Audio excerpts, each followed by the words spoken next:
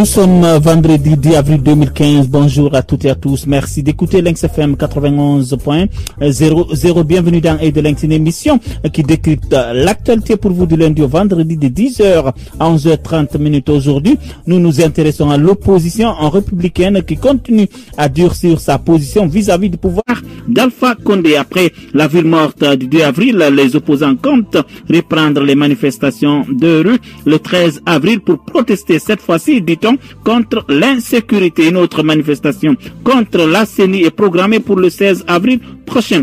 Ces deux annonces sont intervenues après l'attaque contre Aboubacar Silla, président du parti Union des forces du changement et porte-parole de l'opposition. Pour en parler, nous recevons ce matin dans Œil de Lynx Elhadj Cellou Dalein Diallo, président du parti Union des forces démocratiques de Guinée, UFDG. Il est aussi chef de file de l'opposition. Bonjour, monsieur le Premier ministre. Merci à vous d'être à nouveau dans Œil de Lynx. À la technique, vous avez Sadou Kamara, Fatmata, Binta, Baldé et tous les autres techniciens. Réalisation, Tchernafa, Ibrahima Baldé. Ici à l'animation, Aboubakr et Azokaba. Merci. Le débat, c'est dans un instant. Vous suivez Lynx FM 91.00 et sur www.lynxfm.net. Nous recevons dans Œil de Lynx Cellou Dalein Diallo, président du parti UFDG. Vous pouvez lui envoyer vos questions par SMS au 669 911 911 et sur notre page Facebook www.facebook.com/Œil de Lynx FM. Il y a déjà beaucoup de messages sur cette page. Vous êtes déjà donc très nombreux à nous suivre. Continuez à le faire et ces questions seront répondues à partir de 11h00. En attendant, nous allons commencer la première partie de cet entretien avec le chef de file de l'opposition par des questions qui concernent cette opposition républicaine. En deuxième partie, on parlera du fonctionnement de l'UFDG. Alors, Monsieur Dalein, l'opposition guinéenne a étonné plus d'un journaliste le 13 avril dernier. Votre conférence de presse qui était destinée à faire un grand déballage autour d'un plan machiavélique qui serait concocté par le pouvoir visant à assassiner certains leaders politiques, a accouché d'une souris. Qu'est-ce qui s'est passé? Comment expliquez-vous ça? Bon, écoutez, je pense que les explications ont été données lors de la conférence de presse. Nous avons beaucoup d'éléments qui mettent en évidence l'existence d'un commando de la mort ayant pour cible les leaders de l'opposition républicaine. Mais on a estimé qu'à ce stade, il n'était pas prudent de diffuser les éléments de preuve dont nous disposions parce que ça met en danger la vie de certaines personnes qui sont en train justement de travailler sur la collecte des informations. Et qu'à ce stade, ce n'était pas prudent de donner tous ces éléments-là. Et je pense que l'honorable Mokhtar Diallo l'a bien expliqué lors de la conférence de presse. À certains partis, il s'agissait plutôt d'un poisson d'avril. Alors, parlant de votre déclaration à Paris le 23 mars dernier, vous avez qualifié Alpha Condé d'illégitime à la tête de l'État guinéen. Certains disent que vous êtes allé très loin parce que son mandat constitutionnel n'expirera que le 22 décembre 2015. Oui, mais il faut savoir qu'on a tiré une conclusion. Nous avons fait un développement au préalable. Constater que M. Alpha Condé viole de manière récurrente la Constitution, les lois de la République et les engagements pris lors du dialogue politique. Dès lors qu'un chef de l'État qui a juré de respecter et de faire respecter la Constitution et les lois de la République viole constamment la dite Constitution et les dites lois, il perd sa légitimité. C'est ce que nous avons essayé de démontrer en citant les violations les plus flagrantes des lois, violations à laquelle il s'est livré depuis qu'il est au pouvoir en décembre 2010. Mais est-ce qu'un président de la République qui s'engage devant le peuple, qui lève sa main et qui jure de respecter et de faire respecter la Constitution, dès qu'il viole cette Constitution, dans un État normal, il devait être traduit devant la Haute Cour de justice. Lorsque vous commettez de tels délits en tant que président de la République chargé de faire respecter la loi, eh bien, vous perdez toute légitimité de diriger ce pays. Mais on n'est pas dans un pays normal en Guinée. Je pense que la meilleure manière de sanctionner Alpha Condé, à mon avis, c'est d'attendre les élections et amener les citoyens à faire en sorte qu'ils ne soient pas élus. Déclarer qu'il n'est plus légitime, ça ne signifie pas que nous contestons la légalité de sa présence au palais Sékou Touré, puisque cette légalité existe. Il a été déclaré président, il est reconnu par les institutions nationales et internationales, mais il n'a aucune légitimité aujourd'hui de parler au nom du peuple de Guinée dont il a violé naturellement les droits essentiels. Alors on va continuer à parler de vos retrouvailles à Paris. Il semble que tout de même tout n'aurait pas été rose avant la signature de cette déclaration. Certains disent même que il y a eu des échanges peu cathos entre vous et Sidia concernant votre première sortie sur l'AFP. Non, il n'y a pas eu de malentendu. D'abord, la déclaration est une déclaration commune qui reflète notre lecture commune de la situation sociopolitique du pays et qui nous engage naturellement à renforcer la cohésion et l'unité de l'opposition et de mener le combat contre les dérives autoritaires de M. Alpha Condé. Maintenant, qu'est-ce qui s'est passé? Nous étions dit, nous avions envisagé au départ une conférence de presse, nous ne l'avons pas fait, et à un moment donné, M. Sidi a pensé que moi, j'ai fait signer le document devant l'agence France Presse, alors que c'était juste une coïncidence, puisque l'agence France Presse est arrivée au même moment que M. Baouri arrivait. C'est lui qui devait faire passer le papier chez les signataires pour que je signe. Et lorsque j'ai signé, c'était en présence de l'agence France Presse. Et une fois que les explications ont été données, M. Sidi Touré, il n'y a pas eu de problème. Mais il semble qu'il était très fâché bien avant d'avoir ces explications, qui vous avez même invectivé et avec des propos peu courtois. Je ne sais pas si vous le confirmez. Non, on n'a pas. Non, c'est Baouri qui m'a fait part de ces interrogations, parce que je préfère les appeler comme ça, et qu'il ne comprenait pas que moi j'ai fait la signature devant l'AFP. Alors on l'a expliqué, c'est moi-même qui ai pris l'initiative d'appeler et d'expliquer dans quelles circonstances l'AFP s'est retrouvée au même moment que Baouri dans mon hôtel. Mais il était question que les trois leaders, Cellou, Sidia et Kouyaté, rentrent ensemble pour un grand accueil à Conakry qui pourrait annoncer un peu les débuts de vos manifestations. Qu'est-ce qui a fait changer ce programme? D'abord, un tel retour ensemble n'a jamais été décidé. On n'a jamais décidé de revenir ensemble. Ce qui a été décidé, c'est qu'on rentre tous à Conakry. Chacun selon son agenda. Et c'est ce qui a été fait. Je crois que Sidi est rentré mercredi, moi je suis rentré jeudi et on attend M. Lansana Kouyaté. À quand le retour de Kouyaté? Je n'ai pas encore une date précise. Chacun selon son agenda. Il avait des contraintes, mais je pense qu'il ne tardera pas à arriver à Conakry. L'opinion s'accorde à dire peut-être beaucoup plus les cadres de l'IFDG, c'est qui tournent autour de vous. Et selon leur remarque, c'est que Sidia a du mal à accepter votre leadership au sein de l'opposition. Il semble que vous prenez cela avec beaucoup de philosophie et que ça a même amène certains ça a même à irriter certains de vos militants. Non, je ne pense pas que Sidia prenne mal le fait que je sois le leader de l'opposition. C'est un fait, c'est pas le pouvoir qui m'a désigné. Il faut pas en effet rappeler que le leader de l'opposition, le chef de file de l'opposition, dans tous les pays où ce statut existe, c'est le leader du parti qui a le plus grand nombre de sièges à l'Assemblée ou qui a eu le plus grand nombre de suffrages à l'occasion des élections législatives ou présidentielles, à l'occasion des élections nationales. Alors ici, naturellement, je pense que nul ne peut contester à l'UFDG d'être quand même leader de l'opposition guinéenne dans la mesure où le critère de choix du leader de l'opposition soit le poids électoral. Puisque nous avons deux mesures du poids électoral des partis ici. C'est l'élection présidentielle de 2010. Au premier tour, il y avait 24 partis qui étaient en compétition. Et en ce moment-là, l'UFDG a eu 44% des suffrages valablement exprimés. Et donc, on était le leader des partis politiques dans le pays. Même si au deuxième tour, on estime que M. Alpha Condé avait récolté 52%, 52 et quelques % et non 47, quelque chose %. Mais la deuxième mesure qu'on vient d'avoir, c'est les élections législatives. L'UFDG a eu 37 députés. Et au niveau de la liste nationale, nous avons eu 30% des suffrages valablement exprimés. Alors, je pense que au cours de cette confrontation dans le cadre des législatifs, l'UFDG s'est avéré être, alors, dans ce cas, si on tient le résultat, le deuxième parti après l'UFDG. Mais au sein de l'opposition... Après le RPG. Après le RPG. On sait comment les suffrages de RPG ont été obtenus, je ne reviens pas sur ça. Mais au niveau de l'opposition, non seulement nous avons eu 37 députés, celui qui vient en second, c'est l'UFR, il a eu 10 députés. Et au plan national, sur la proportionnelle, on a eu 30%, il a eu 7% de suffrages valablement exprimés sur l'ensemble du territoire national. Au niveau de Conakry, l'UFDG a récolté 41 de suffrages exprimés, Alpha Condé a eu 35%, et Sidi a eu 16%. Ça, c'est au niveau de la capitale.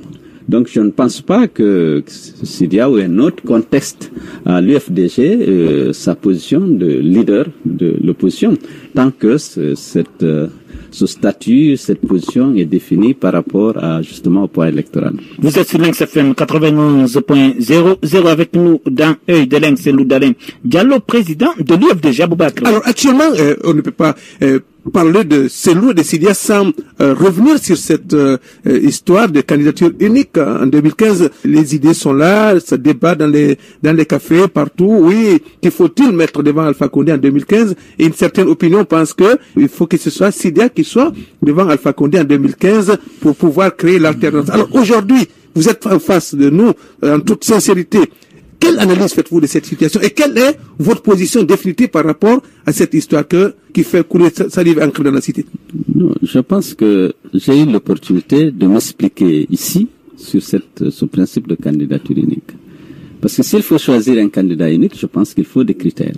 Et l'acceptation des critères au niveau de la classe politique, la définition et l'acceptation de ces critères peut s'avérer difficile. En général, les partis ont vocation à participer aux élections nationales.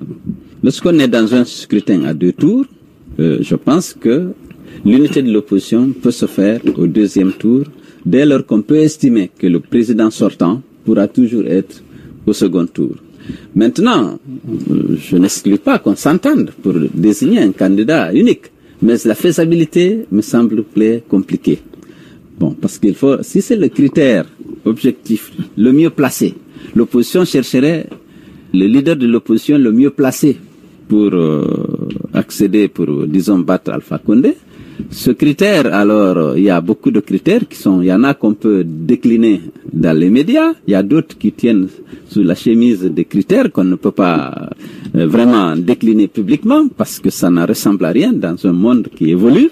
Et moi, je pense que je ne suis pas opposé au principe de la candidature. Qu'est-ce que vous voulez sous-entendre quand vous dites il y a d'autres critères qu'on ne peut pas dire dans un monde qui évolue? Qu'est-ce qui se dit? Le ressortissant d'une telle communauté ne peut pas être accepté comme président de la République, ou bien telle personne ne peut pas être acceptée comme président de la République. Moi, je pense que tous les citoyens, nous travaillons pour l'égalité des citoyens, et que aujourd'hui, c'est les électeurs qui déterminent qui est le leader de l'opposition et qui est le mieux placé. Il y en a qui disent qu'effectivement, c'est votre base, c'est-à-dire que vos militants qui ne sauront jamais vous pardonner une telle initiative, que sinon, un report de voix comme ça a été le cas aux législatives, il suffit que vous disiez à vos militants, nous restons derrière Sidia, cette fois-ci, pour faire partie d'Alpha Condé, que ça aurait été plus facile, mais que vous êtes pris dans un piège. Qu'est-ce qui vous dit que c'est plus facile? Moi, je ne sais pas. Je ne veux pas. Nous avons besoin actuellement de l'unité de la cohésion de l'opposition. Je ne vais pas rentrer dans ce débat dans vos locaux ici. Je pense que s'il y a à avoir débat, c'est au sein de l'opposition. Ce n'est pas dans les médias. Parce que nous avons besoin de faire face à un défi commun, c'est-à-dire le départ de Alpha Condé en 2015. Nous devrons être unis et discuter d'un certain nombre de problèmes au sein de l'opposition, mais pas dans les médias, parce que si on transporte le débat ici, ça peut provoquer justement la rupture de l'unité des leaders de l'opposition. À présent, parlons un peu de la reprise de vos manifestations de rue. Il a fallu attendre qu'Aboubacar Silla soit victime d'une attaque que vous décidiez à manifester contre l'insécurité. C'est un peu paradoxal, disent beaucoup de citoyens guinéens. Ça me surprend de la part de Azoka, parce que tu es réputé intellectuellement honnête. Nous étions dans une série de manifestations avant l'attaque contre Boubacar Silla. Mais cette fois-ci, c'est contre l'insécurité. S'il vous plaît. Nous avions, depuis le 6 mars, diffusé une déclaration dans laquelle on a menacé de reprendre les manifestations. Après, il y a eu plusieurs réunions et nous avons reconfirmé notre engagement à organiser des manifestations pacifiques. Et on en a organisé déjà une, la ville morte passée. Entre-temps, M. Aboubacar Sylla, qui est le porte-parole de l'opposition, il faut le préciser, c'est important, a fait l'objet de cette tentative d'assassinat.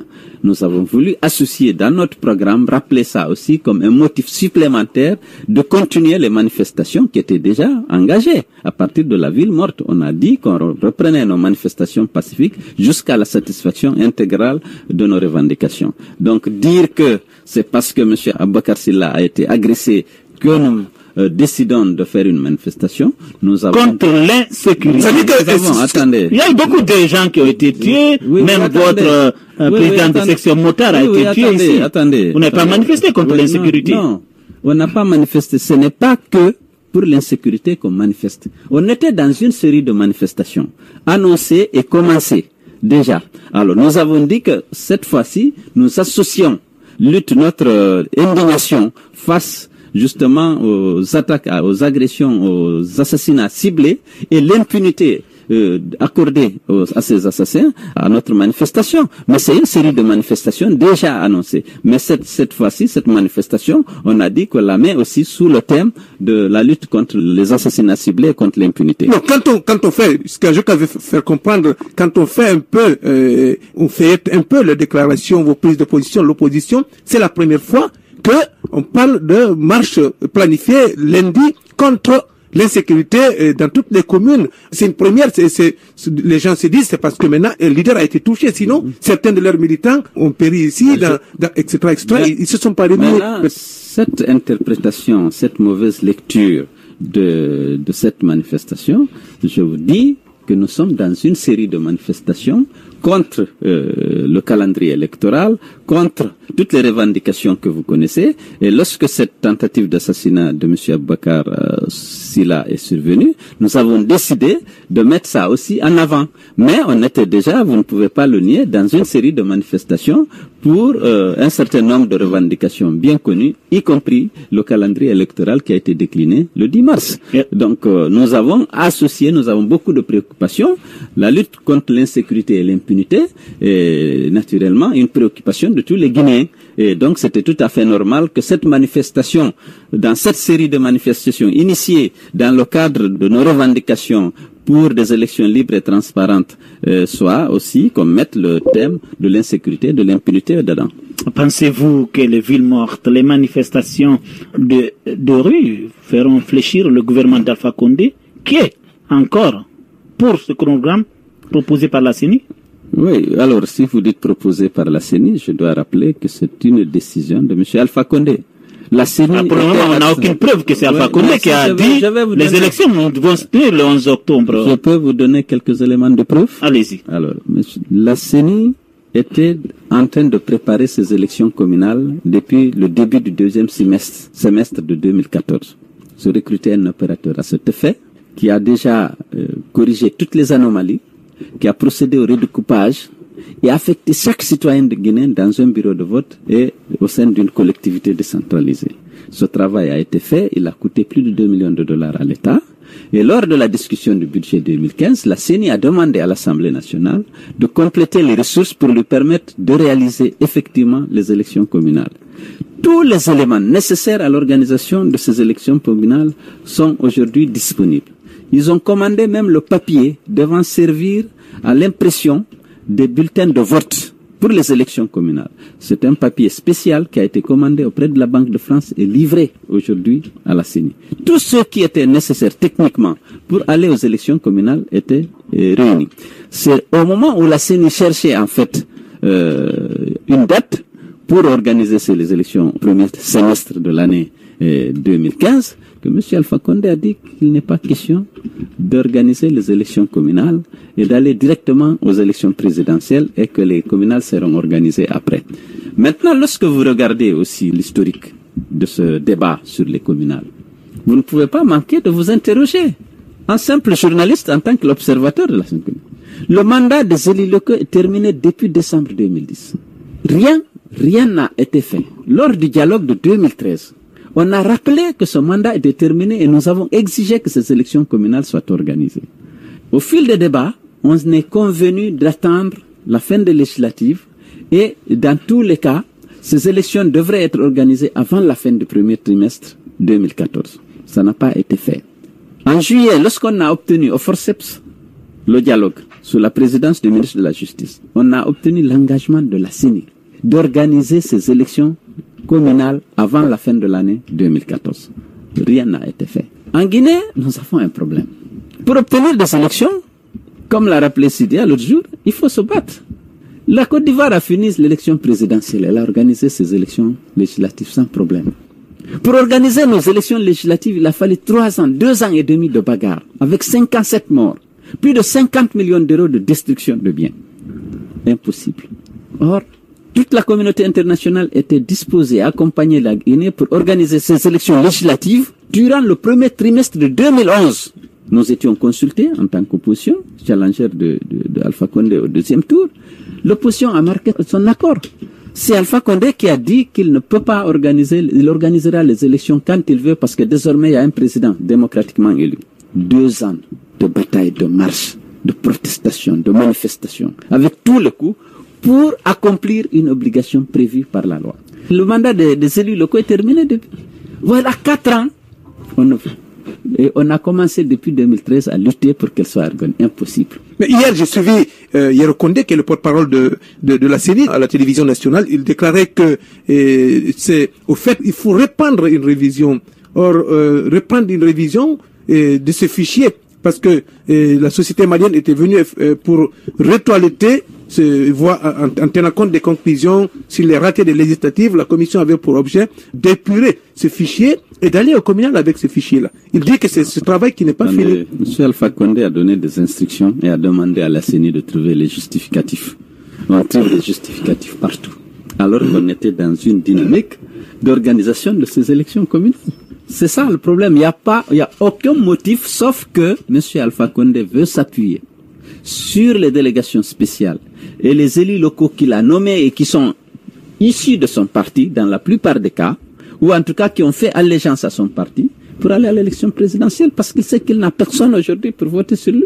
Il compte sur la manipulation des institutions et surtout l'utilisation de l'administration territoriale et de toute l'administration d'ailleurs pour essayer de se faire déclarer vainqueur à l'issue de la mascarade électorale qu'il veut organiser. Sinon, rien, absolument rien ne s'oppose à l'organisation de ces élections communales, sauf que, voilà, M. Alpha Condé, au lieu d'organiser les élections communales, il a remplacé les élus, ou il a obtenu par chantage, par intimidation et corruption l'allégeance des élus qui ont rejoint son parti pour sauver le petit poste auquel ils sont attachés. Et aujourd'hui, il est évident que s'il organise des élections communales à Conakry, si l'alliance UFR-UFDG marche, il n'aura aucune commune à Conakry. Il le sait. Et ça, aujourd'hui, il sait que les 5 communes sont à sa dévotion, les délégations spéciales. Il reste encore une commune qui n'a pas été disposée, c'est Matam. Mais ça, c'est parce que Madame a fait allégeance à Alpha Condé depuis le 2e tour. C'est pourquoi elle est restée là. Il y a des communes qui n'ont pas été changées, c'est évident. Mais elles ont, pour se maintenir là, bien, les conseillers ont dû faire allégeance au RPG. Alors, vous avez dit qu'en 2013, il a fallu avoir 57 morts pour aller à ces élections législatives. Qu'est-ce que vous prévoyez pour qu'il n'y ait pas un mort durant ces marches que vous allez organiser le 13 et le 16 avril? J'ai personnellement lancé un appel aux membres de forces de l'ordre. Je tenais à rappeler qu'ils sont aussi des Guinéens, qu'ils n'ont qu'à arrêter d'obéir à des ordres qui visent à assassiner leurs compatriotes, qui sont en train d'exercer des droits qui leur sont reconnus par la Constitution. La plupart des victimes, certaines des victimes n'ont pas été assassinées dans la rue. Parfois, c'est devant la maison familiale. Parce que M. Alpha Condé, qui avait peur de ces marées humaines qui descendaient vers la ville, a donné chaque fois instruction de tirer sur la foule. Il y a eu tous ces morts. Mais nous avons lancé un appel aux gendarmes, aux policiers guinéens, de se montrer beaucoup plus républicains et beaucoup plus soucieux de la sécurité des citoyens. C'est leur métier, c'est d'assurer la sécurité des citoyens. Ils ont choisi d'être gendarmes, d'être policiers pour assurer la sécurité des gens. D'arrêter d'obéir à des ordres, à des dictatures qui n'ont aucun sens de responsabilité et qui donnent des instructions pour... Vous voulez qu'il vous ouvre le boulevard jusqu'à Sékou Touré? Non, même pas ça. Si vous suivez, vous étiez à Paris, le jour où ces documents, les recommandations de Paris ont été signées, la mouvance ici et le pouvoir a fait un partage médiatique sérieux dans lequel il démontre que les principaux leaders de l'opposition se sont réunis à Paris pour monter un coup d'État. Et vous avez certainement entendu Malik Sankon et ce discours est récurrent qui a eu un impact un peu dans la mentalité de certains membres des forces de défense et de sécurité qui donc considèrent déjà les opposants comme des gens, des insurgés qui veulent chasser Alpha Condé par la voie de la rue. Est-ce que vous pensez que votre mot d'ordre va tenir dans ce cas? Écoutez, d'abord, il faut noter que il y a la panique dans les rangs du pouvoir. Panique qui résulte d'abord de la perte de toute crédibilité. Ils savent aujourd'hui qu'à la base, ils n'ont personne. Et ils savent que l'opposition se bat pour des valeurs qui, aujourd'hui, emportent l'adhésion de la population. Ils ont peur. Sinon, notre déclaration, il n'y a aucune disposition, il n'y a aucun élément qui suscite un coup d'État. Nous avons dit que nous allons continuer nos manifestations pacifiques jusqu'à la satisfaction de nos revendications. Eh bien, on va observer une courte pause, juste pour faire passer la pub. On va revenir à cet aspect concernant donc la reprise des manifestations qui sont considérées comme si l'opposition voulait prendre le pouvoir par la rue. Vous êtes sur Lynx FM 91.00 et vous nous suivez sur www.lynxfm.net. Avec nous, dans Œil de Lynx, c'est là celui d'Alain Diallo, président du parti UFDG. Vous étiez en train d'expliquer, parce qu'on disait la mouvance a fait comprendre que lorsque vous déclarez à Paris qu'Alpha Condé est illégitime et vous rentrez à Conakry, vous demandez à l'armée, à la police de ne pas de rester républicaine, qu'il y a une volonté de renverser le régime. Écoutez, je crois que la mission des forces de l'ordre n'est pas de tuer les Guinéens. Même lorsque ceux-ci auraient commis un délit, seule la justice peut condamner un citoyen à la peine capitale. Lorsque nous organisons des manifestations, les forces de l'ordre ont la mission d'intervenir pour garantir la sécurité des autres citoyens, des manifestants et de non-manifestants. Mais ils ne sont pas autorisés à faire usage de leur arme à feu. Et c'est ici en Guinée seulement, qu'on peut le faire sans être poursuivi et traduit devant les tribunaux. Parce que l'ordre vient d'en haut. Si l'impunité est garantie à ces gens qui violent la loi, qui violent leur serment, c'est parce que quelque part, ils savent qu'ils ont exécuté un ordre venu d'en haut. Ce que nous avons rappelé, c'est que c'est cette mission noble d'assurer la sécurité des citoyens qui est la leur. Ce n'est pas de tuer les citoyens, ce n'est pas d'être source d'insécurité. Donc c'est ça, cet appel-là qu'on a lancé aux forces de l'ordre. On leur a pas dit de faire un coup d'État. Ce n'est pas notre vocation. Nous sommes une opposition républicaine et c'est pas pour rien qu'on s'appelle l'opposition républicaine. Nous voulons que chacun accomplisse ses obligations dans les limites prévues par la loi. Ce qui n'est pas le cas en Guinée, justement. Lorsqu'on a tué 57 citoyens, on a ôté la vie à 57 citoyens. Aucune enquête, aucune sanction, même administrative, n'a été infligée à un responsable de la police ou de la gendarmerie.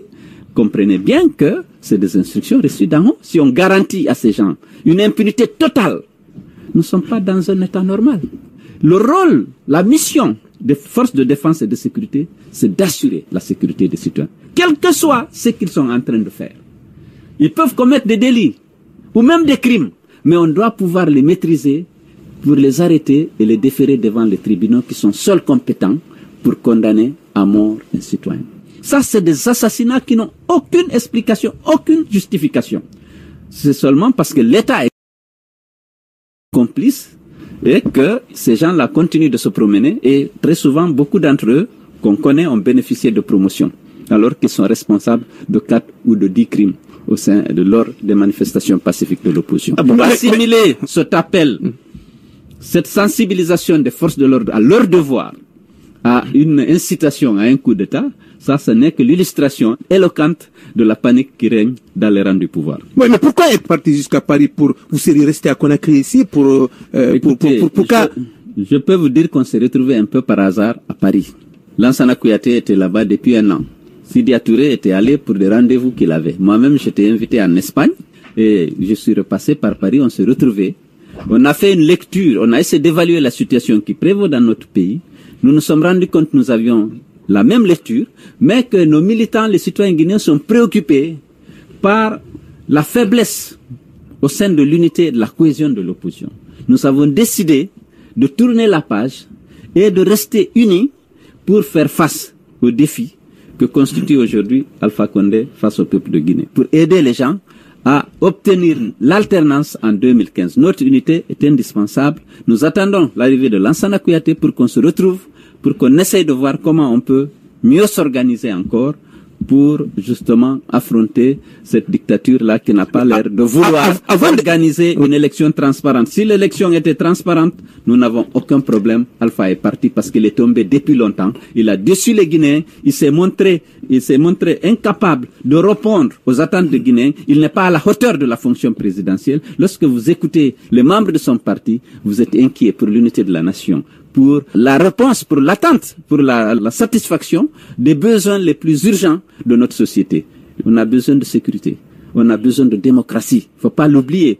On a besoin d'eau, d'électricité, mais on a besoin aussi de justice. Et M. Alpha Condé est incapable d'être juste. Il est incapable d'amener son gouvernement à consolider l'unité nationale. C'est toujours la stigmatisation des communautés, la discrimination fondée sur l'ethnie ou l'appartenance politique, parce que l'administration ne devrait pas être au service du parti. On est revenu au parti-État par le fait de M. Alpha Condé. Aujourd'hui, au sein de l'administration guinéenne, si vous n'êtes pas membre du RPG, vous n'avez pas droit à une promotion, vous n'avez pas droit à un poste de responsabilité. Même être directeur d'une école, principal d'un collège, au sein de l'éducation nationale, si vous n'êtes pas du RPG, et parfois membre de l'association pour des enseignants pour la réélection de Alpha, vous n'avez pas droit à servir en ville. On a vu ce qui s'est passé récemment à la baie, et ça, aujourd'hui, les Guinéens en sont conscients, et je pense que nous serons tous mobilisés, tous, journalistes, citoyens et tout le monde, pour obtenir l'alternance en 2015.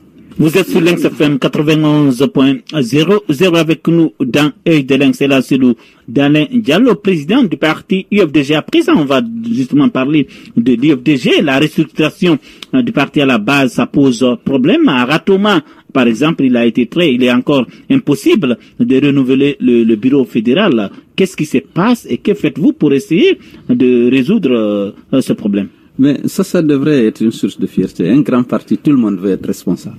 C'est un grand parti qui a de la crédibilité, qui a de l'avenir. Et chacun veut être responsable. Personne ne veut être en reste. Ça, c'est des choses qui arrivent dans les grands partis. C'est pas les partis comme Bout, où vous avez des difficultés à trouver, à compléter le bureau de la section ou le bureau de la fédération. Ici, il y a une bataille serrée. Chacun veut être membre de la section, chacun veut être membre du bureau fédéral, mais on va trouver des solutions en appliquant avec souplesse les principes et le règlement intérieur du parti. On va trouver des solutions. Ce n'est pas des problèmes. Lorsqu'il y a une compétition serrée pour prendre la direction d'une structure du parti, c'est parce que le parti est important, c'est parce que le parti est crédible, c'est parce que les gens savent que le parti a de l'avenir. La différence, c'est que vous invectivez actuellement le pouvoir Alpha Condé de toujours retarder les échéances électorales, mais l'UFDG est incapable de tenir son congrès depuis le mois d'août. Vous n'êtes pas légal à la tête du parti et nous allons... statut dit 5 ans. 5 ans. Oui. Alors pourquoi? Attendez, on devrait organiser le congrès au mois d'août 2014. Nous sommes en retard d'un an bientôt, mais ce ne sera pas un an. On va organiser notre congrès au mois de mai, à la fin du mois de mai, Inch'Allah. Nous avons eu Damaro ici, par exemple, parlant de cette retraite de Paris, il nous a fait comprendre que vous êtes à l'opposé des autres opposants. Vous êtes un opposant raisonnable, quelqu'un qui est vraiment pondéré, qui est mesuré, mais il ne comprend pas, il ne vous comprend pas ces derniers temps, vos sorties. Avant d'aller à Paris, vous étiez favorable à des élections. À Paris, vous déclarez il faut qu'Alpha Condé parte. Et il pense que, selon lui, c'est Baouri qui vous radicalise et que c'est peut-être même vos militants qui sont en train de vous pousser.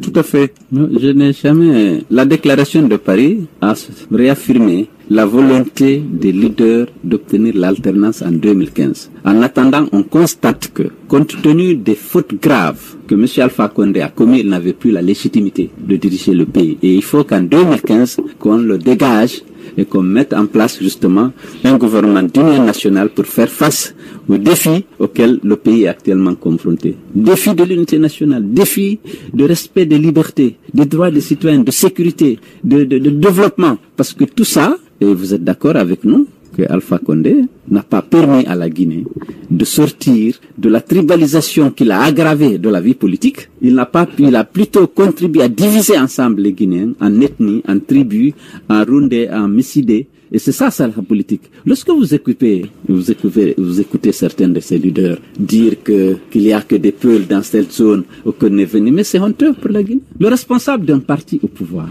Vous voulez parler de Damaro? Il ne faut pas stigmatiser. Oui. C'est pas, leur rôle, c'est de rassembler, de créer la Guinée, la République des citoyens guinéens, indépendamment de leur appartenance technique, ethnique ou politique. Mais eux, ils sont toujours là, en train de dire oui, c'est les Peuls, c'est les Soussous, c'est les Bagas, c'est ceci, c'est là. Il faut qu'on sorte de ça.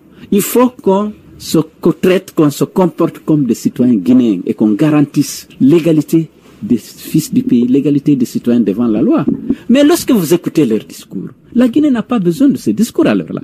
Nous devons moderniser notre pays. Et la modernisation de la Guinée passe par aussi la modernisation de nos mentalités. Un État moderne et débarrassé de la corruption, du laxisme et de l'impunité et qui traite tous les citoyens, tous les partis politiques, toutes les communautés sur le même pied d'égalité. Mais le discours du RPG, c'est le discours tribaliste. Le clan du RPG, parce que il y a beaucoup de militants du RPG pour lesquels j'ai du respect, qui étaient des démocrates, qui sont battus dans ce pays. Mais aujourd'hui, c'est pas eux qui gouvernent. C'est un clan de tribalistes qui sont en train de spolier nos richesses, qui est en train de faire reculer la Guinée dans l'ethnocentrisme, dans le tribalisme, dans la marginalisation, la stigmatisation des communautés. Nous avons besoin d'un État moderne qui, Senghor disait, exaltons ce qui nous unit et taisons ce qui nous divise. Le discours d'un État responsable, c'est de ça, c'est d'exalter ce qui unit les Guinéens et éviter de les diviser. Mais chaque fois que vous écoutez un responsable de RPG, si c'est vous qui réagissez, on dirait, ah oui, c'est un Peul, c'est un Soussou. Mais arrêtons ça, un citoyen a besoin d'avoir des opinions. Dans l'intérieur de chaque communauté, il y a beaucoup de contradictions. Il y a des vertueux partout, il y a des délinquants dans toutes les communautés. Notre République, on devrait s'attacher à réconcilier les Guinéens sur la base du droit, sur la base de l'état de droit. Le facteur de réconciliation, le plus important, c'est l'état de droit qui ne reconnaît que le citoyen guinéen avec ses droits et sur lesquels l'État va veiller pour qu'il puisse être exercé par tous les fils du pays. Mais ici, avec le RPG, la Guinée s'éloigne chaque fois de cette unité dont le pays a besoin. Mais quand vous vous dites il faut qu'Alpha Condé, il faut qu'on le dégage, est-ce que vous n'êtes pas aussi en train de stigmatiser une ethnie, la communauté malonké? Non, il faut pas. Écoutez, je l'ai dit à plusieurs reprises, il ne faut pas confondre Alpha Condé et l'ethnie malinké. Il y a plein de malinqués, je dis même des gens du RPG, qui sont des démocrates, qui sont attachés à l'unité de la nation, à l'instauration de l'état de droit et de la démocratie dans notre pays. Ils se sont battus même pour ça. Il y a d'illustres fils de la Haute-Guinée qui du RPG qui ont mené des combats héroïques pour l'avènement d'une société démocratique en Guinée. Mais est-ce que l'UFDG se bat? Je voudrais savoir, est-ce que vous vous battez, par exemple, pour que demain ou après-demain aux élections communales, qu'il y ait un candidat de l'UFDG à la mairie de Kankan, par exemple? Écoutez, rien n'empêche l'UFDG de présenter une liste de conseils communaux pour la mairie de Kankan. Mais pourquoi depuis que vous n'êtes jamais parti en Haute-Guinée, on ne vous voit pas? Vous parcourez le Fouta, vous parcourez la Basse-Côte, on ne vous voit pas. On ne vous a pas vu à Kissidougou, à Sigiri. Ça c'est la Guinée aussi, vous êtes leader. Très bien, une belle question. Tête de file de l'opposition. Laissez-moi répondre. En réalité, je n'ai pas fait de tournée politique. Je viens à l'AB régulièrement pour des affaires sociales, parce que je suis de l'AB. Je n'ai pas fait encore de tournée, puisque même pour les législatives, je n'ai pas pu achever la campagne en raison des perturbations qu'on avait eues ici et des modifications. Oui, vous êtes rentré le 7 septembre. Le 16 août, avec une grande entrée. Donc, je n'ai pas fait de sorties politiques. Je suis allé remercier les circonscriptions où j'avais récolté le plus grand nombre de suffrages. J'ai fait Télémélé, Gaval, Koundara, Labé, et puis je suis rentré. Je devais continuer. Sur le reste, on n'a pas eu le temps. On n'a pas encore, parce qu'il y a beaucoup. Ça requiert aussi beaucoup de moyens, ces tournées-là. Et donc, mais je n'exclus aucune région. Pendant les 2 tours, j'étais le seul candidat qui a fait toutes les préfectures de Guinée par la route. J'ai visité 165 sous-préfectures dans toutes les régions. J'ai dormi à Damaro, chez Damaro, dans la case de son oncle ou de son père, je ne sais même plus. J'ai dormi là, j'ai quitté Konsankoro, je suis arrivé à Damaro, j'ai dormi là. J'ai fait toutes toutes les préfectures 2 fois. J'étais le seul. Alpha Condé, par exemple, n'avait fait aucune préfecture du Fouta, vous le savez. Or, moi, j'ai été à Sigiri, à Kankan, pour le premier tour et pour le deuxième tour. Kerwani, partout, à Banankoro, en forêt, partout. J'étais le premier leader à aller vers la forêt, où il y avait en ce moment, à visiter la forêt pendant la campagne de 2010. Mais avec les réalisations en prélude à la fête indépendance au Fouta, Al-Mamoun, Al-Abbé Apita, Alpha Condé s'est réconcilié. Peut-être on veut dire qu'il fait réconcilier avec le Fouta. Il est présent dans votre bastion. Mais vous n'êtes pas allé en Haute-Guinée pour tenir un discours. Moi, je n'ai pas de conflit avec la Haute-Guinée. Je n'ai pas de conflit avec la Haute-Guinée. J'ai beaucoup de militants de la Haute-Guinée. J'ai envoyé récemment 2 missions en Haute-Guinée qui ont fait toutes les sous-préfectures de la Haute-Guinée. Et la mission a été très très bien accueillie. Et ça se passe très bien. Moi, j'ai pas de conflit avec la Haute-Guinée. Je connais la Haute-Guinée. Vous savez bien, pendant que j'étais ministre de TP, pendant chaque année, je passais au moins une semaine, 10 jours en Haute-Guinée pour la surveillance des chantiers, des vastes chantiers qui étaient ouverts là, dans le cadre du désenclavement de la région. Eh bien, vous êtes sur Lynx FM 91.00 avec nous dans Œil de Lynx, Selou d'Alain Diallo, président du parti IFDG. Vous êtes aussi député à l'Assemblée nationale. Vous boycottez cette session des lois. Aujourd'hui, la mouvance vous accuse d'agir dans le but d'empêcher encore le vote des lois organiques sous Alpha Condé. Que répondez-vous? Vous savez, la mouvance, lorsqu'elle crée un problème, elle fera tout pour attribuer la responsabilité à l'opposition. Nous avons demandé qu'une session de loi extraordinaire soit convoquée en 2014 pour examiner le code électoral, la loi sur la CENI et la loi sur d'autres institutions liées aux élections. On a refusé. Lorsque le dialogue a été ouvert avec le ministre de la Justice, nous avions inscrit comme point, comme revendication, la réforme du code électoral, de la loi sur la CENI, parmi les revendications. Monsieur le ministre de la Justice, garde des Sceaux, nous avait demandé de laisser ça, de renvoyer ça à l'Assemblée, puisqu'il s'agit de lois qui relèvent de la compétence de l'Assemblée. Nous avions accepté, parce que l'homme nous semblait à l'époque de bonne foi, et je crois qu'il l'était à l'époque.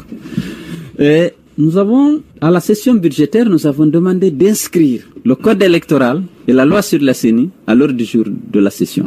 On nous a fait comprendre que la session n'avait pas vocation d'examiner des lois, mais seulement la loi de finances. Très bien. Mais après, le gouvernement avait besoin de faire passer d'urgence des lois, loi sur le pétrole et d'autres lois. Ils les ont amenées, on a voté. On a dit, bon, inscrivons maintenant, comme la session examine les lois, inscrivons le code électoral et la loi sur la CENI. Ils n'ont pas voulu. Nous avons élaboré un projet de loi sur la CENI, un projet de loi sur le code électoral. Nous avons adressé ces 2 projets par lettre de l'opposition républicaine au président de l'Assemblée nationale en lui demandant de prolonger un peu la session pour qu'on puisse examiner ces lois parce que nous nous attendons à des échéances électorales. Or, le code tel qu'il est, il comporte beaucoup d'incohérences et de lacunes. Ces lettres existent. Ces projets de loi existent. Ils ont refusé. Alors, aujourd'hui, ils ont dit, ouais, ils ont boycotté l'enfant parce qu'on ne peut pas donc examiner la loi sur le code électoral. Nous avons décidé de suspendre notre participation à l'Assemblée face au refus du gouvernement d'ouvrir un dialogue avant les grandes décisions. Le calendrier électoral qui a été unilatéralement décidé par M. Alpha Condé et décliné par la CENI viole les dispositions de l'accord du 3 juillet, viole le consensus obtenu lors du dialogue avec le ministre de la Justice, viole les lois de la République, parce que les échéances des élections doivent tenir compte des conditions, des délais dans lesquels les structures... La loi, c'est-à-dire que la CENI devrait s'appuyer sur le code des collectivités, l'échéance, le mandat des élus locaux est déjà terminé depuis longtemps. Le gouvernement s'est engagé à plusieurs reprises. Il refuse, je vous ai dit. Comment ils peuvent... Je vous ai donné les raisons pour lesquelles M. Alpha Condé n'a pas voulu qu'on organise ces élections communales. Mais le gouvernement, vous avez fait qu'a dit, mais le gouvernement a demandé récemment un retour à ce dialogue. Il vous demande vous-même de proposer une date, mais vous dites qu'il ne reste plus que la rue comme solution. Oui, attendez. Depuis avril 2014, nous sommes en train de demander le dialogue. Nous avons écrit à M. le Premier ministre 2 fois. Nous avons écrit au ministre de la Justice plusieurs fois. Jusqu'à présent, on n'arrive pas à avoir un dialogue. Lorsqu'on a obtenu un dialogue, le relevé des conclusions n'a pas été validé. Tout le monde était d'accord. 5 ministres de la République étaient représentés le gouvernement. 5 ministres. tout l'état-major du RPG et une délégation de l'opposition. On s'est mis d'accord. Lorsqu'ils ont présenté le relevé de conclusion, M. Alpha Condé dit qu'il n'est pas question. Ce relevé n'a pas été signé. Néanmoins, nous avons continué de demander à ouvrir le dialogue pour qu'on sache pourquoi le relevé de conclusion n'a pas été signé et pour qu'on examine des nouvelles revendications. Ils ont refusé. Donc aujourd'hui, aller à ce dialogue-là, lorsque toutes les décisions qui devaient être prises à l'issue du dialogue l'ont été déjà de manière unilatérale et en violation flagrante des dispositions de l'accord du 3 juillet et des lois de la République, qu'est-ce qu'on peut aller chercher en dehors? Nous avons répondu au ministre de la Justice qui nous a adressé une lettre dans ce sens pour lui dire, écoutez, nous sommes prêts comme toujours à aller au dialogue, annuler le calendrier électoral, la CENI arrête ses activités, on se retrouve, on décide de manière consensuelle quand et comment on fait. Ils n'ont pas fait l'effort de nous réunir, d'ouvrir ce dialogue pour qu'on discute s'il y a des contraintes réelles, qu'on les examine. Si on doit violer les engagements antérieurement pris et la loi, il faut qu'il y ait un consensus. On ne peut pas de manière unilatérale violer la loi et violer les engagements et vous dire venez maintenant dialoguer. Merci, vous êtes sur Lynx FM 91.0 avec nous dans Œil de Lynx et la Selou. Dalin Diallo, il est le président du parti Union des Forces Démocratiques de Guinée. On va observer une courte pause. On se retrouve juste après. Votre actualité, c'est dans Œil de Lynx. Œil de Lynx, au cœur des dossiers brûlants. C'est sur Lynx FM 91.0 du lundi au vendredi de 10h à 11h. Et maintenant, la parole à nos auditeurs sur Facebook et par SMS.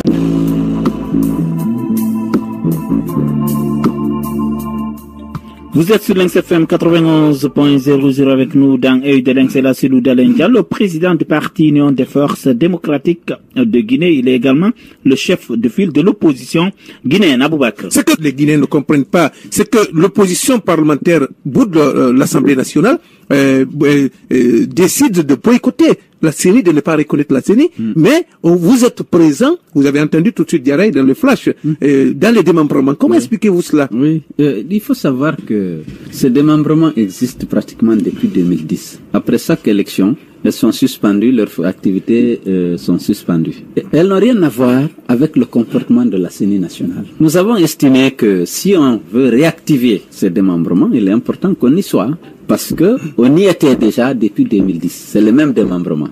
Ça n'a rien à voir avec le comportement de ce qu'on pourrait appeler la CENI nationale ici, qui est devenu complètement inféodé au pouvoir et qui a mis en évidence son incompétence lors des élections législatives. Je pense que tous les observateurs et tous les partenaires l'avaient d'ailleurs noté. Le rapport de la mission d'observation électorale de l'Union européenne est particulièrement édifiant à cet égard.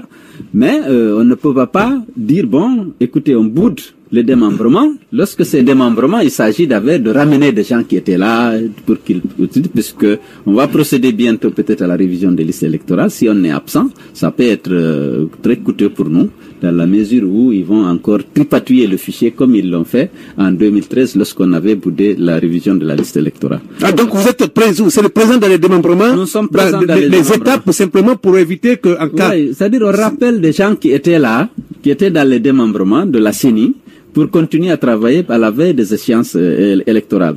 Pour l'instant, c'est l'élection présidentielle qui est officiellement prévue, mais nous n'en partons pour que les élections communales aient lieu avant l'élection présidentielle. Alors, c'est cet auditeur, justement, qui demande à supposer que le pouvoir et la CENI refusent de revenir sur le chronogramme électoral. L'UFDG va-t-elle boycotter la présidentielle ou bien vous optez sur une stratégie qui consiste à dire que sans communal, il n'y aura pas de présidentielle en 2015? C'est le parti va statuer. Si demain, nous allons tout faire, et je pense que nous allons obtenir gain de cause, parce que les militants sont déterminés, ils sont engagés à exiger que ces élections communales soient organisées avant l'élection présidentielle. Techniquement, comme je vous l'ai dit, c'est possible. Légalement, c'est nécessaire. Et les militants sont disposés naturellement à se battre. Et ce combat-là, nous avons le continuer par les manifestations pacifiques, par la suspension de notre participation justement à l'Assemblée nationale et par le recours à tous les moyens légaux pour que nous puissions organiser ces élections communales avant d'aller à l'élection présidentielle. Hamidou Saraya, Barry sur Facebook, monsieur Elhaj Seloudalem, reconnaissez-vous que le Fouta a beaucoup fait pour vous? Si oui, qu'est-ce que vous avez fait pour cette région lorsque vous étiez ministre? Pourquoi chez vous, à Labé, le goudron se limite devant votre cour et pourtant c'est pas là-bas que la route s'arrête? Ousmane a fait la même chose à Pita. Toutes mes excuses si mes questions vous heurtent ou vous agacent, mais sachez que je suis un citoyen dessus de tous les politiciens guinéens, mouvance et opposition confondues, car vous êtes tous là pour tromper le peuple de Guinée. Très bien, naturellement, je respecte ces opinions.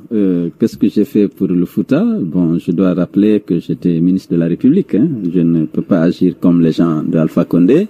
Nous avions un programme de modernisation des infrastructures routières en fonction des capacités d'absorption et des possibilités de financement du pays. Aujourd'hui, la route, quand même, pour parler de ce qui a été fait, la route Labé-Seriba-Medina-Bougouna, c'est un projet que j'ai promis.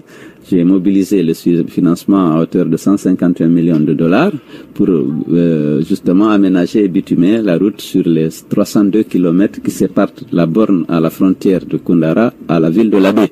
Aujourd'hui, ce chantier est en train d'avancer, mais je dois rappeler que c'est un projet du ministère des Travaux Publics lorsque j'étais ministre. C'est moi qui ai fait faire actualiser les études, qui a obtenu la réalisation des études techniques de réalisation, qui a fait la promotion du projet auprès de tous les bailleurs de fonds et qui a obtenu l'engagement de ces bailleurs de fonds sur cette route-là.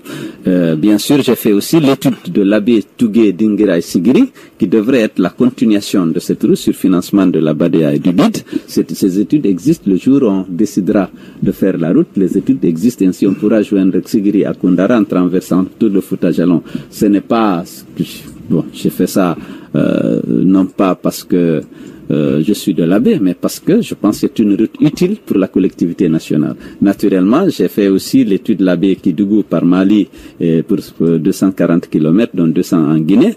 L'étude technique d'exécution existe, même le dossier d'appel d'offres existe. Si M. Alpha Condé avait la volonté, il y a deux projets qui étaient absolument mûrs qu'on aurait pu réaliser. C'est Boké-Kebo, le dossier d'appel d'offres existe, et Labé-Kidougou par Mali, Fongolimbi et Kidougou. Donc, mais j'ai fait ces études. Elles sont disponibles, elles sont achevées complètement pour l'abbé Kidougou et pour l'abbé Xigiri par Tougué et Koundara. L'étude aussi est disponible, l'étude APS, l'avant-projet sommaire. Mais lorsqu'on est ministre de la République, on doit se comporter en ministre de la République, essayer de définir ses priorités en fonction de l'intérêt que chaque route nationale peut avoir sur la création de richesses au sein de la collectivité nationale. On va dire que Kankan, Kouroussa ou Kouroussa, Kouramale, c'est pas au Fouta, mais ça, je pense qu'il y a beaucoup, la région du Fouta bénéficie naturellement de la réduction des coûts de transport, de la réduction de la durée de transport dans ces tronçons-là, dans la mesure où tous les opérateurs économiques qui passent par là ne sont pas nécessairement de Kouroussa, de Kankan ou de Sigiri. C'est comme la route de Sérédou-Zérékoré-Lola, dont j'ai assuré la maîtrise d'ouvrage dans sa dernière phase d'exécution. C'est pas nécessairement pour les gens de Koulé ou de Niani ou de Diani où il y avait le bac qui bénéficie, c'est l'ensemble de l'économie guinéenne qui tire profit de la modernisation de ces infrastructures. Eh bien, il y a cet auditeur qui dit bonjour Koto Selou. Pour lui, il y a l'administration guinéenne qui souffre d'un dysfonctionnement qui empêche son progrès. Quelles peuvent être les causes et les moyens de lutte pour mettre fin à ça? Parce que nous voulons voir la Guinée à l'image des autres sociétés modernes. Oui, vous savez, Alpha Condé a ramené le parti-État. Sous le PDG, on disait qu'un bon militant du PDG peut être un chirurgien ou un pilote, ce qui n'est pas le cas. On peut donner la responsabilité à toute personne, à tout bon militant du parti. C'est ce qui se passe actuellement. Je pense qu'il faut faire appel aux compétences, et le président de la République, qui qu'il soit, doit montrer l'exemple dans son attachement au respect de la loi, des règlements, des règles et des procédures. Je pense que le pays est doté d'un cadre juridique et réglementaires, et dotés de lois et de règlements, il faut les faire respecter. Aujourd'hui, dans notre administration, qui est caractérisée par la corruption, le laxisme, l'impunité, le favoritisme, il faut mettre un terme à ça pour que choisir les cadres au poste de responsabilité sur la base des critères objectifs. Chercher ceux qui ont les compétences, ceux qui ont l'expérience et qui sont aussi intègres. Parce qu'il faut jumeler les deux, il faut la compétence, il faut l'expérience, mais aussi l'intégrité pour faire avancer. Mais est-ce que le régime Alpha Condé n'a pas hérité ces mots que vous citez de règne de feu à Lansana Conté? Non, je suis d'accord que ce n'est pas des mots qui datent de maintenant. Mais c'est que ces mots ont été aggravés alors que le peuple attendait un changement. C'est-à-dire qu'il fallait donner des signaux forts qu'on ne peut plus tolérer la corruption, qu'on ne peut plus tolérer le laxisme et le favoritisme dans l'administration. Parce qu'il n'y a pas de discipline sans sanction. Il n'y a pas de sanction. Lorsqu'on est du RPG, on a tous les droits, on fait ce qu'on veut, on détourne l'argent public, on rapproche les parents, et il n'y a aucun critère objectif de sélection des cadres pour les postes de responsabilité. Et ça, ce n'est pas de nature à faire avancer justement le pays, à moderniser notre administration. Malik Diallo et Monsieur Seloudalin, avez-vous vraiment confiance à la Cour suprême et à la CENI? Comment voyez-vous les gouverneurs et les préfets qui affirment sans hésitation qu'ils passeront par tous les moyens pour faire passer Alpha Condé dès le premier tour? Que répondez-vous surtout à Malik Sankom qui vous traite de tous les noms d'oiseaux dans les médias? Ensuite, pensez-vous vraiment qu'Alpha Condé va organiser des élections et les perdre alors qu'il a toute l'administration sous sa coupe? Écoutez, d'abord, je sais que M. Alpha Condé est conscient aujourd'hui de la perte de crédibilité et de confiance dont il est l'objet de la part de la population. Il n'a aucune chance d'être élu démocratiquement aujourd'hui. Les Guinéens ont compris. Il s'agit, vous êtes dans les quartiers, vous les écoutez, vous les entendez, tout le monde est déçu. Mais il n'y a pas eu de résultat. C'est de faire son bilan. On n'a pas le temps. Mais quel est le secteur dans lequel il y a eu de progrès, honnêtement? Il y a Kaleta qui arrive au mois de mai.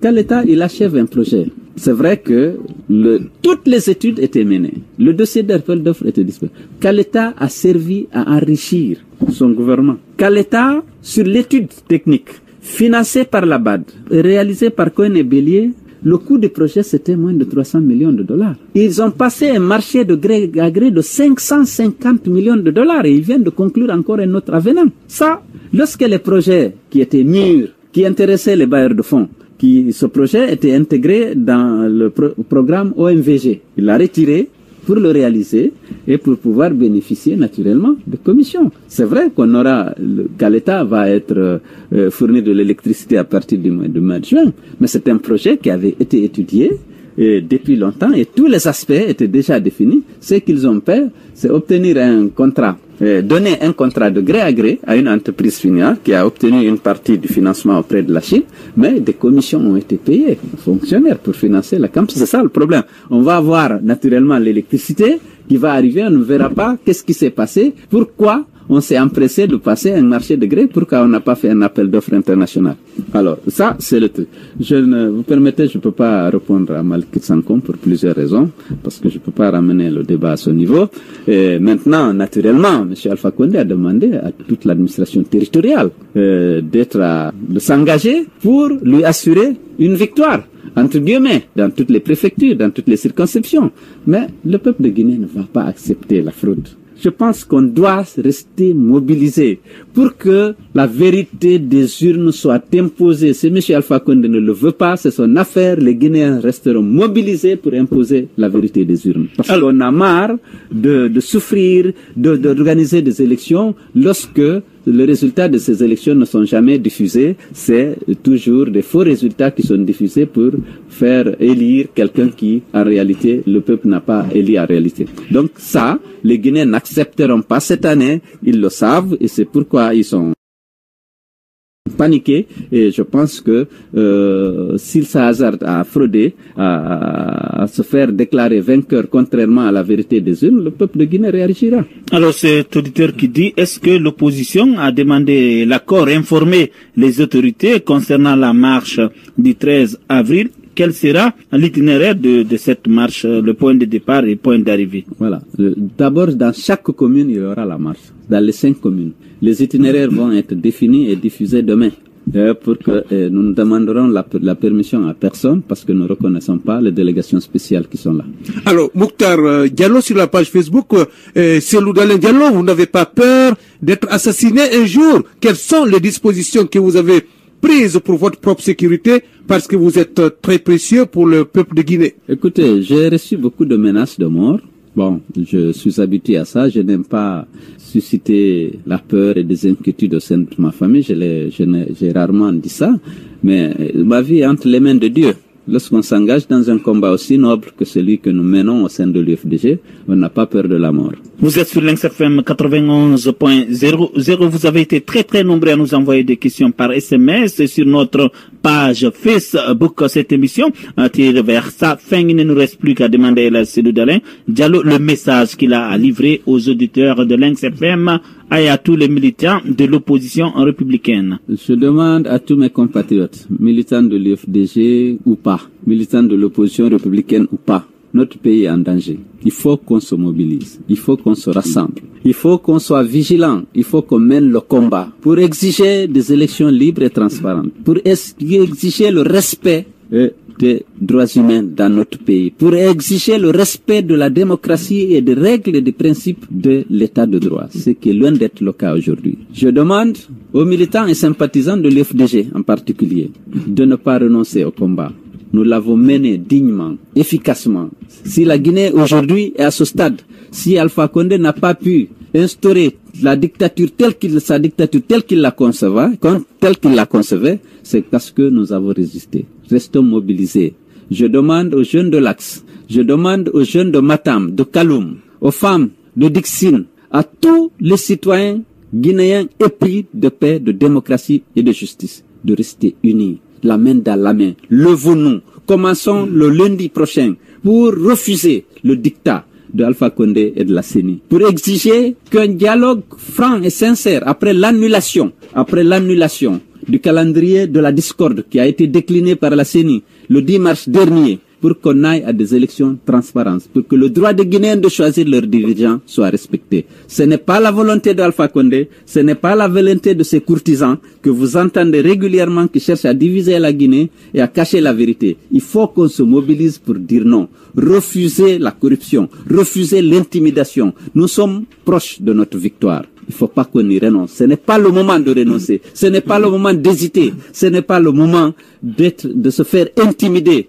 par ce pouvoir corrompu, par des gens qui profitent de ce pouvoir au détriment du bien-être de notre peuple. Levez-vous, mobilisons-nous tous lundi dans les 5 communes de Conakry pour montrer à Alpha Condé qu'on n'est pas prêt à accepter la fraude, qu'on n'est pas à accepter des résultats qui ne correspondent pas à la vérité des urnes. Je compte sur vous, l'UFDG compte sur vous, le peuple de Guinée compte sur vous, et à partir de l'autre semaine, les manifestations vont toucher tout le pays. Mais il faut que Conakry qu'on donne l'exemple. Parce que nous sommes là, à côté de la dictature. Nous voyons ce qui se passe. Mobilisons-nous, levons-nous et disons non à la dictature.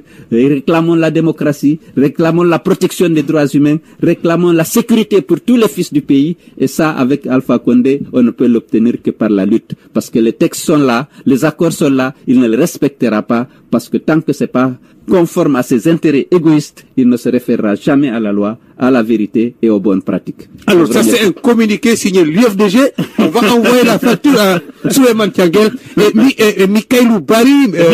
C'était le mot de la fin. On avait dit, voilà. On se présente. Je voulais juste poser une question. Une question qui me paraît très intéressante. Il est 11h27. C'est Ibrahima Soirée, monsieur Cellou Dalein Diallo. Est-ce que vous allez tout de même accepter, si ça ne tenait qu'à vous, accepter de céder la place à Sidi Touré en 2015? Non, l'UFDG se bat pour accéder au pouvoir.